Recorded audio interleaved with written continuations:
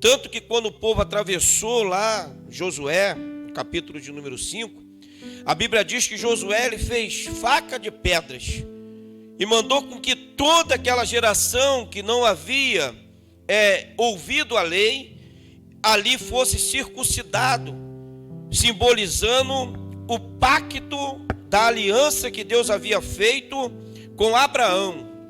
Então o primeiro sinal de uma aliança com Deus na velha aliança, no Antigo Testamento, foi a circuncisão.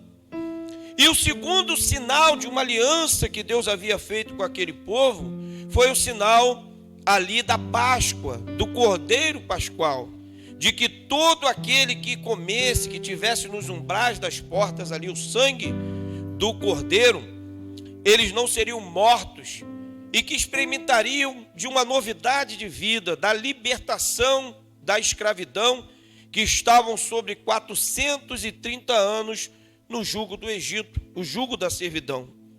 Naquela noite, o Senhor ele fez com que o povo comesse pães asmos, ervas amargas, para que eles se lembrassem do tempo difícil que eles viveram no Egito.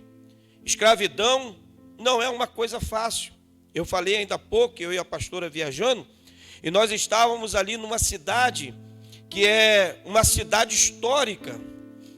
E nós presenciamos ali diversas obras grandes, se tratando da época que foi construída, estrada, ferrovia, monumentos, casas muito amplas de pedras. E quantos escravos ali depositaram a sua vida, querido, milhares, trabalhando sem receber um centavo por hora trabalhada, vendo toda a sua vida sendo gasta em favor de outras pessoas. Quantas pessoas ali morreram? Então, quando eles comiam lá no Egito as ervas amargas, Deus estava falando para ele: olha, lembre-se que a vida de vocês nesses 430 anos não foi fácil. Vocês trabalharam sem receber, vocês eram escravos e viviam através de açoite, de chicote, da moldura de Faraó. E eles comeram ali as ervas amargas.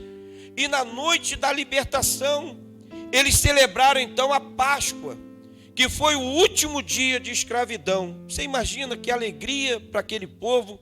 No dia seguinte, após a Páscoa, eles experimentaram a libertação. Eles foram libertos do jugo de Faraó. E não saíram, a Bíblia diz assim, eles não saíram de mãos vazias, porque o Senhor abençoou aquele povo de uma forma tão extraordinária, que os egípcios abriram os seus tesouros por medo e deram a eles ouro, prata, pedras, fazendas em abundância, para que eles fossem de mãos cheias. Um povo que estava sendo liberto e um povo que estava sendo enriquecido pelo Deus Todo-Poderoso. Você pode dizer glória a Deus? Essas duas instituições de aliança, elas perduraram em Israel, até que Jesus veio. Quando Jesus veio, Jesus ele vai instituir um novo preceito de aliança. Não mais uma aliança feita na carne, como era a circuncisão, que hoje nós sabemos que é uma cirurgia, não é? De fimose, que é muito comum os meninos de 7 anos fazerem a cirurgia de fimose. Não era mais feita na carne, mas era feita, cravada no coração. Então essa primeira aliança, que era a aliança da circuncisão, ela foi substituída pelo novo nascimento.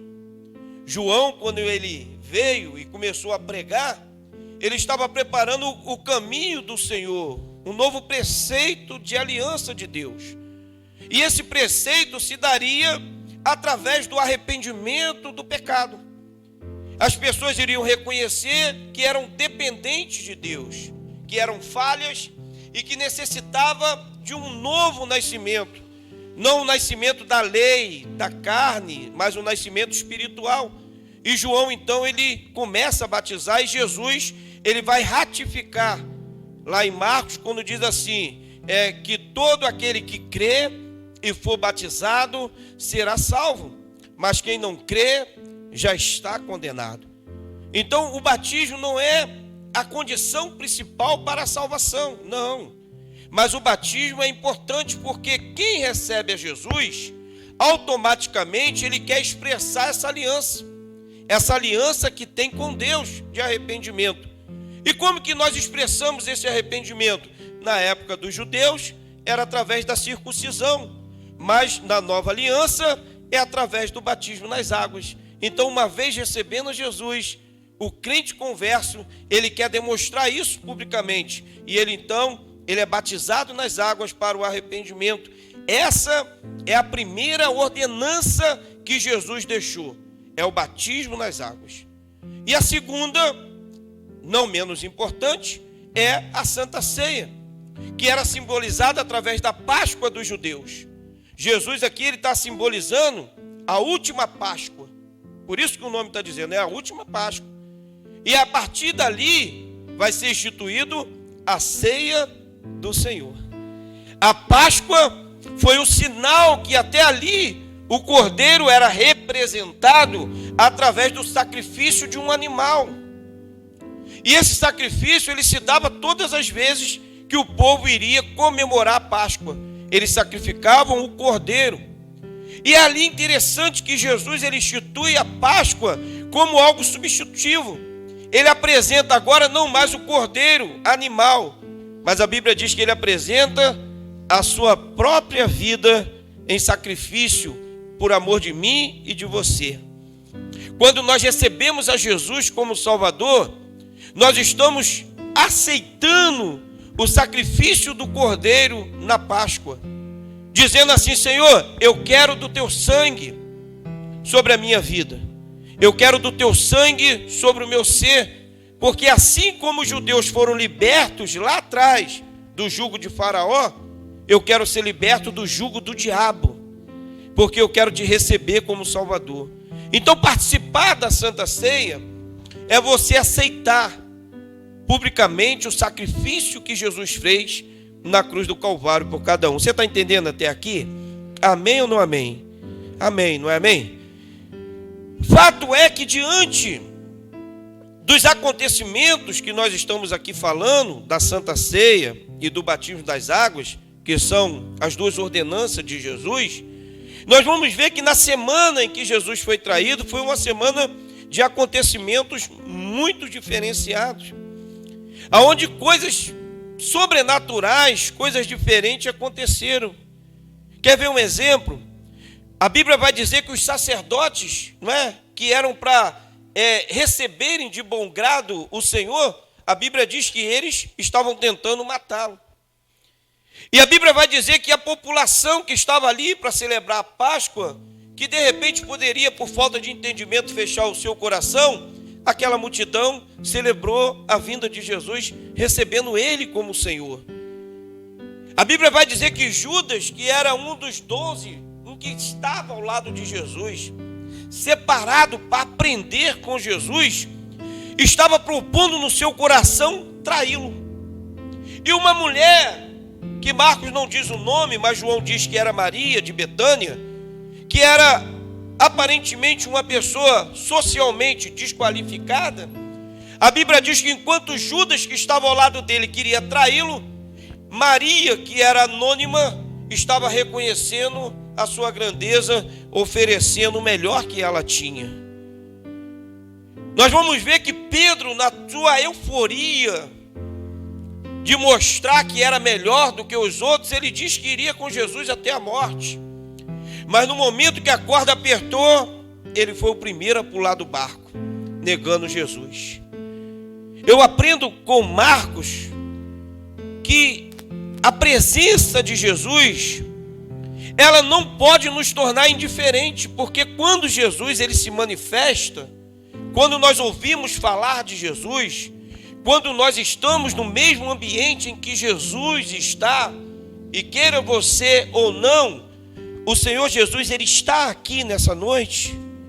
Você pode até estar indiferente à presença dele, mas deixa eu te dizer, quão real quanto eu estou olhando para você, Jesus, ele passeia no meio da igreja. ele passeia no meio do seu povo. O Senhor Jesus, ele tem liberdade nesse lugar, e ele disse: eu estarei convosco todos os dias até a consumação do século. O que eu aprendo com Marcos é que, diante da pessoa de Jesus, algumas pessoas são indiferentes e outras são sensíveis à presença dele. O Senhor te trouxe aqui nessa noite para te dizer que você precisa ser sensível à presença dele. Enquanto Maria estava ungindo com o melhor que ela tinha, Judas vai avaliar até o preço do perfume e vai dizer que correspondia a 1 ano de salário de um trabalhador comum. Era um perfume de nardo precioso, era um perfume valiosíssimo. E ele diz: olha, com esse dinheiro poderia vender e dar aos pobres. Mas a Bíblia diz que ele não estava preocupado com os pobres. Ele estava abismado. Como alguém poderia quebrar algo tão valioso para alguém que ele não achava que valesse alguma coisa? Eu quero dizer para você, querido, que Jesus, ele vale tudo que nós temos. Jesus, ele é o motivo da nossa canção.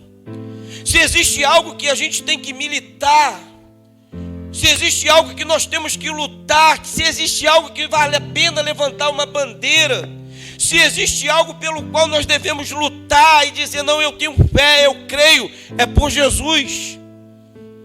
E muitas vezes nós militamos por tantas causas, mas nós não militamos por Jesus Cristo, o nosso Senhor. O apóstolo Paulo, ele diz que as armas das nossas milícias, elas não são carnais, mas elas são poderosas em Deus para destruir as fortalezas. Diga para o seu irmão assim: mais oração e menos palavra.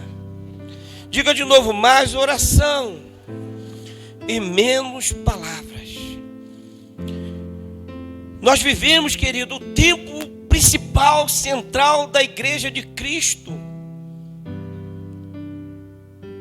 Antigamente nós ouvíamos dizer assim: poxa vida, entra no seu quarto, fecha a porta do seu quarto e fala com seu pai em secreto.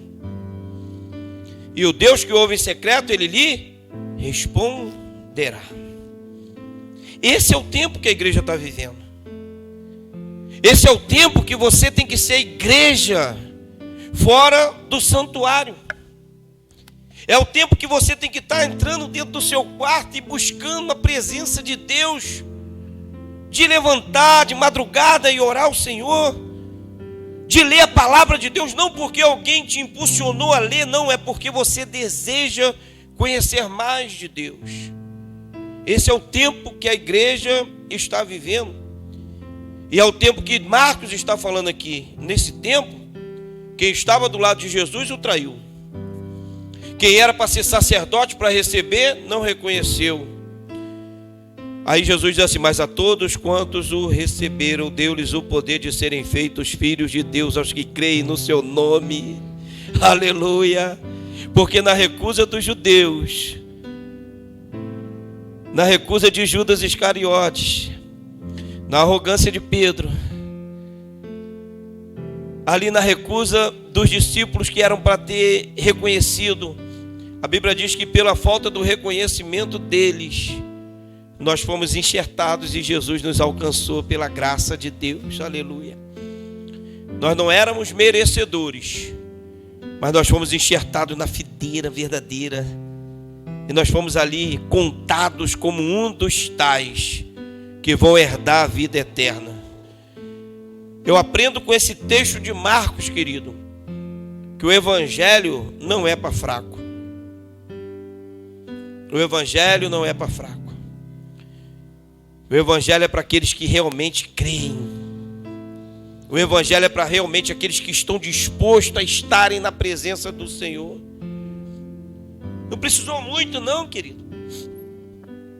Precisou muito não. Eu pensei assim: poxa, quando vier o dia do anticristo, né, vai ter aquela perseguição, aquela coisa, e muitos vão negar a fé, muitos vão se afastar do evangelho, porque vai ser difícil, ou você nega ou morre.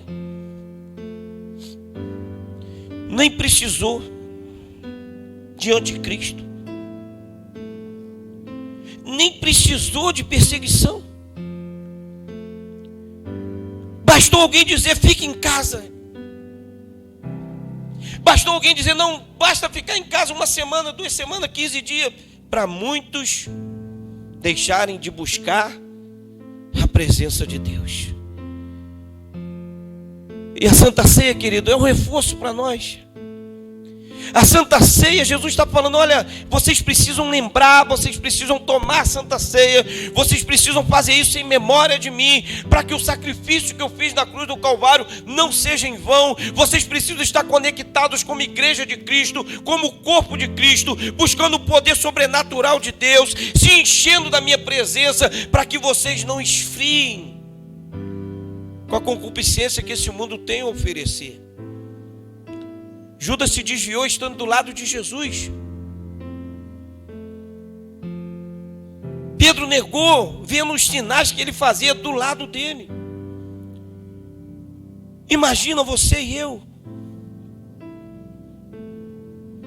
É muito fácil nós negarmos, se nós perdermos a ligação com Deus. É muito fácil nós nos afastarmos, se priorizarmos outras coisas que não sejam o reino dele. E o que eu preciso fazer, querido, é aproveitar cada oportunidade que eu tenho para dizer, como eles louvaram aqui, pode o barco balançar, pode a tempestade, pode ser o que for, mas olha só quem vem ali, é Jesus andando sobre as águas. Ele vem para me socorrer, ele vem para me salvar, ele vem para me ajudar. É dessa forma que as oportunidades vêm para nós. E é dessa forma que nós temos que entrar na presença dele. Não, eu vou, porque eu vou participar da Santa Ceia. E essas coisas humanas, essas tendências naturais, elas vão ser queimadas, porque eu tenho aliança com Deus. Aleluia. Eu não posso queimar o carnal apresentando mais carne, mas eu posso queimar o carnal apresentando aquilo que é espiritual. Tinha um senhor que tinha 2 cães e ele colocava aqueles cães para brigarem na praça. E ele ganhava muito dinheiro com aqueles cães porque as pessoas apostavam. E ele tinha sempre a convicção de que o cão que ele apostava iria vencer. E ele dizia, eu pago 10 por 1, que quem vence é o cão preto.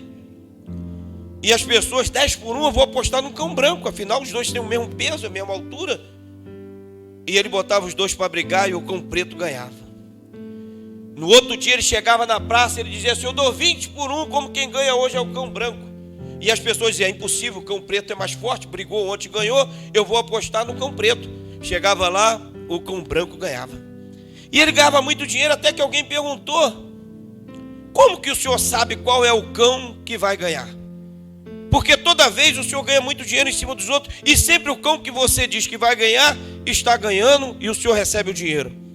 Ele diz assim, é porque no dia da luta, eu só alimento o cão que vai ganhar. O outro cão eu não dou água, não dou comida, eu deixo ele dormir no relento, eu fragilizo ele, e aí o outro cão ganha. Assim também é a nossa vida.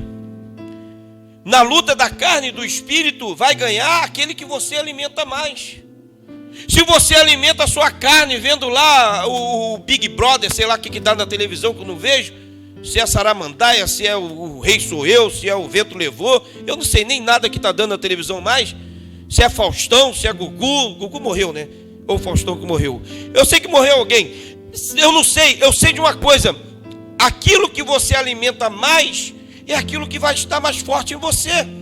Mas se o seu anseio for buscar a presença de Deus, estar na casa de Deus, orar ao Senhor, ouvir louvores, ouvir cânticos de júbilo, estar na Santa Ceia, comendo pão, bebendo vinho, participar do maná de Deus, adorar o Senhor, exaltá-lo na beleza da santidade dele, ei, o seu espiritual vai sobrepor o seu natural.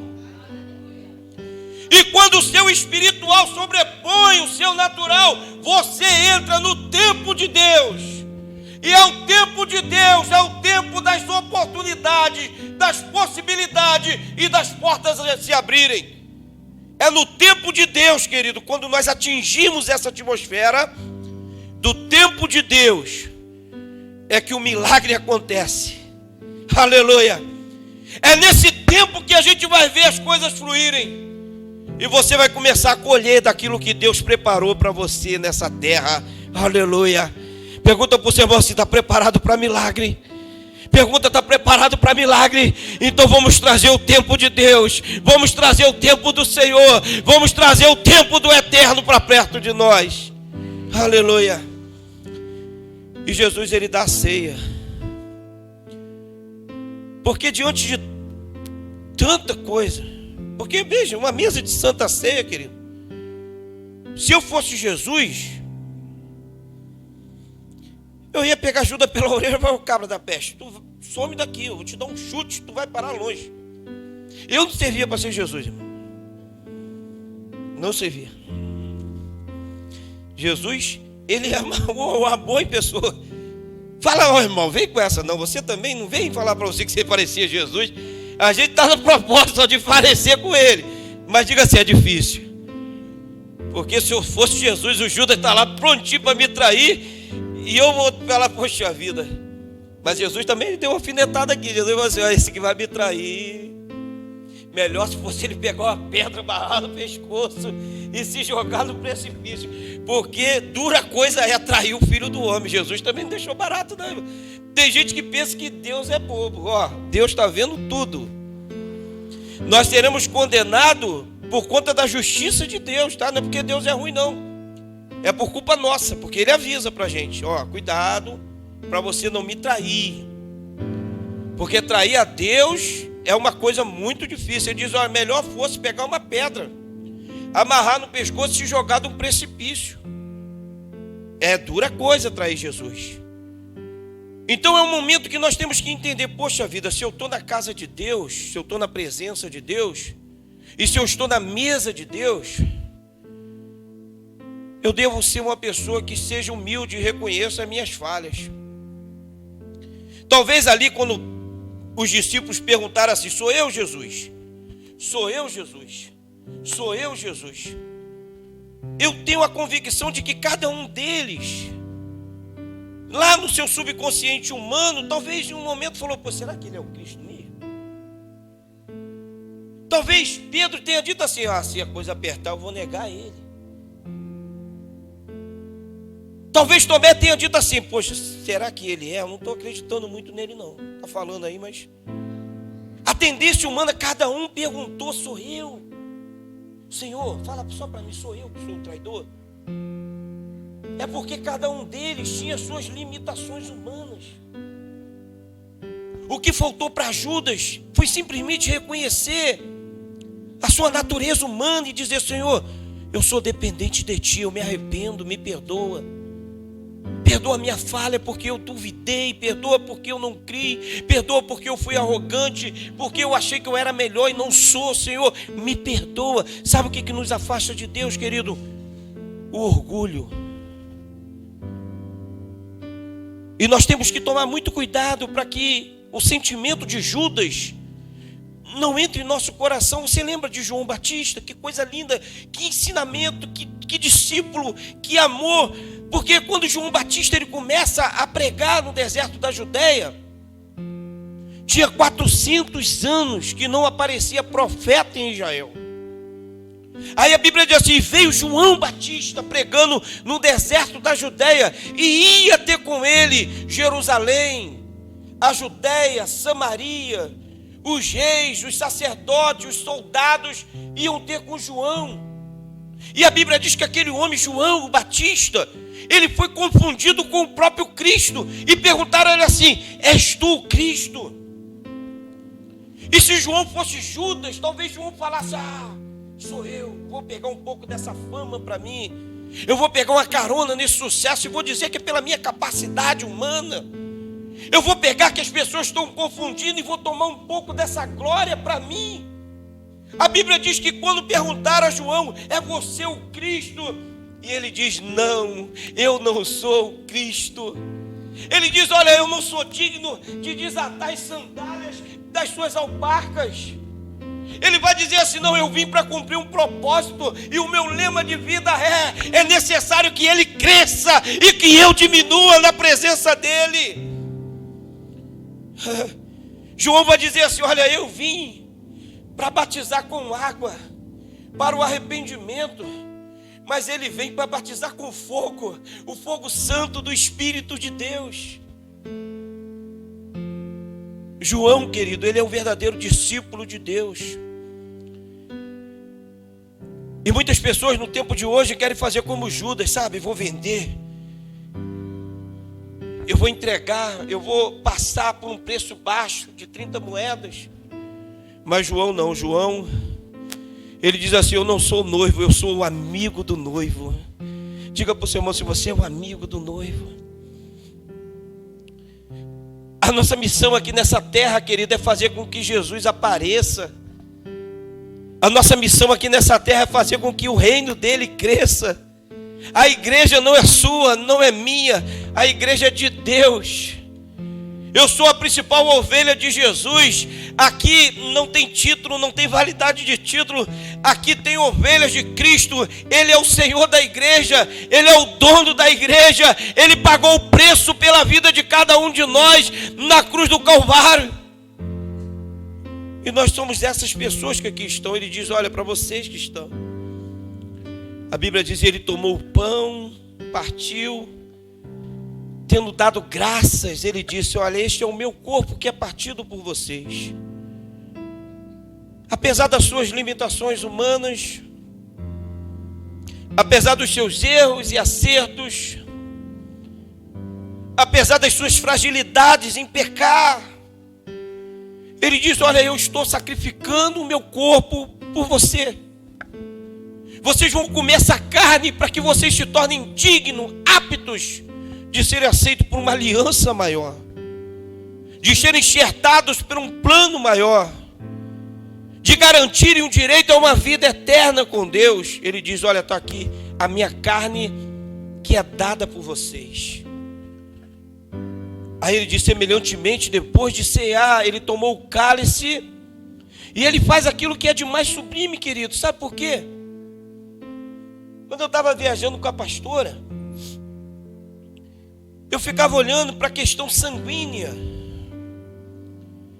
E eu peguei lá a árvore genealógica lá de toda a família de Dom Pedro, né? De Dom João VI. E estava acompanhando. E hoje nós temos um príncipe no Brasil que é deputado federal. E eu estava vendo a linhagem, né, de sangue, que apesar de anos e anos de história, continua ali uma família real, uma família Bragança, que vai passando de geração em geração. Por causa do sangue, gerou essa autoridade. Aí Jesus diz assim: essa aliança do meu sangue que eu faço com vocês. Uma aliança de sangue, querido. Não é uma aliança qualquer, não.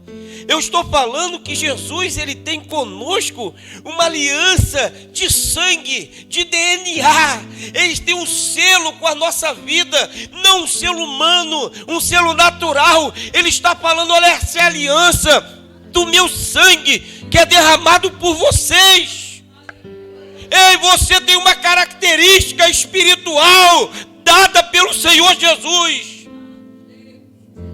Você sabe o que é isso? Eu fiquei olhando aquela família Orleans e Bragança e dizendo: nossa, que coisa linda, quanta autoridade, quanta coisa histórica. Aí eu olho para a minha vida, olha que coisa mais linda, porque veio o Senhor do céu, ele veio sem pecado. Eu era um homem miserável, mas o sangue dele me alcançou e me tornou um sangue de miserável a um sangue real.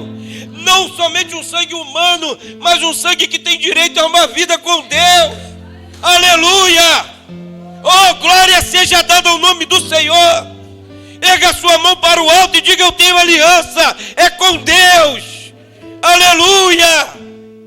Porque quando alguém olhar na sua árvore genealógica, vai ver o Senhor lá na cruz. E Satanás vai olhar e vai dizer assim: não, esse tem aliança com Deus. A história dele era uma história triste, mas se transformou numa história linda, porque Jesus morreu pela vida dele na cruz do Calvário. Aleluia. Isso é lindo demais, querido. Isso é maravilhoso demais, porque está cravado no sangue de Jesus o seu nome. É como se fosse um selo real, cravado com sangue de Jesus, que te dá direito a passar pelo vale da sombra da morte. E você vai passar pelo vale da sombra da morte. E Satanás vai dizer: ele é meu, ele negou, ele pecou, ele errou, ele é miserável, ele não merece. E você vai com o sangue de Jesus na sua frente, dizendo: aleluia, ele está comigo. Eu passarei pelo vale da sombra da morte, mas nenhum mal me alcançará, porque o Senhor está comigo, Ele me conduz, Ele é meu Deus, Ele é minha fortaleza, Ele é meu rochedo, Ele garantiu a vida eterna. Aleluia, aleluia. A Santa Ceia me faz reportar isso. E aí eu olho lá para Dom João VI, para Bragança, para quem quer que seja, e eu digo: e daí? Porque eu sei quem tenho crido, e também sei que é poderoso para guardar o meu tesouro até aquele dia. Se coloque de pé, igreja. Ele tomou o cálice, deu graça e disse: este cálice é a nova aliança do meu